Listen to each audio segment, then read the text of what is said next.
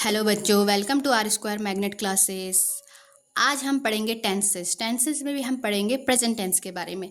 मैंने इसकी short review की दिन में एक वीडियो डाली थी जिसमें मेरे शॉर्ट्स में है। मैंने प्रेजेंट टेंस के बारे में बताया था कि सिंपल प्रेजेंट टेंस क्या होता है, जो वर्तमान है। प्रेजेंट कंटिन्यूस टेंस क्या होता है, अपूर्ण वर्तमान है। प्रेजेंट परफेक्ट टेंस क्या होता है, जो पूर्ण वर्तमान होता है उसका इम्पैक्ट हमारे वर्तमान में पड़ रहा होता है। प्रेजेंट परफेक्ट कंटिन्यूस टेंस क्या होता है, जो पूर्ण वर्तमान में हो रहा होता है लेकिन काफ़ी समय से चल रहा है काम और हमारे प्रेजेंट कंटिन्यूस टेंस में इफेक्ट डाल रहा है, इम्पैक्ट डाल रहा है। जैसे तो वो चलता हुआ आ रहा है काम पूर्ण वर्तमान से और अभी तक चल रहा है, ख़त्म नहीं हुआ है, अपूर्ण वर्तमान है वो। तो अब हम इसका थोड़ा डीप रिव्यू करेंगे।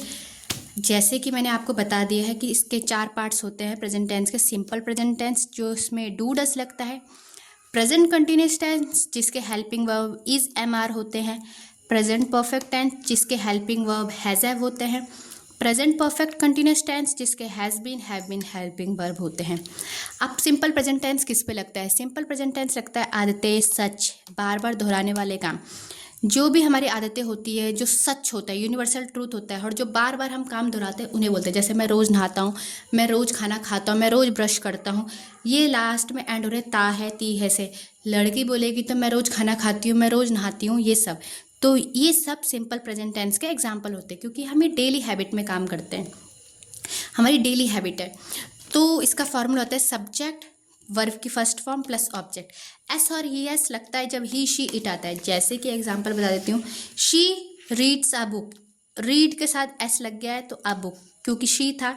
ही शी इट के साथ जैसे मैंने बोला एस और ई एस ज्वाइन हो जाता है, वह किताब पढ़ती है। दे प्ले अ क्रिकेट, वह क्रिकेट खेलते हैं। दे के साथ प्ले ही आया, ही शी इट के अलावा सबके साथ वर्ब की फर्स्ट फॉर्म ही आएगी।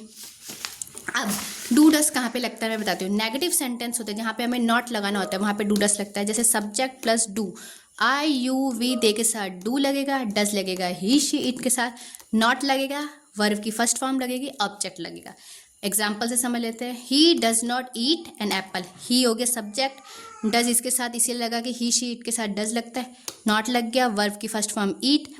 N apple, apple, an apple. I do not watch movies, I के साथ डू लगेगा, नॉट क्योंकि नेगेटिव सेंटेंस है, watch movies.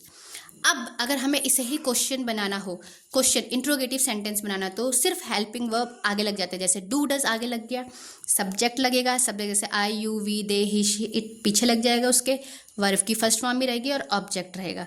Does she play football, example से समझते हैं। डू यू लाइक टी, क्या तुम्हें चाय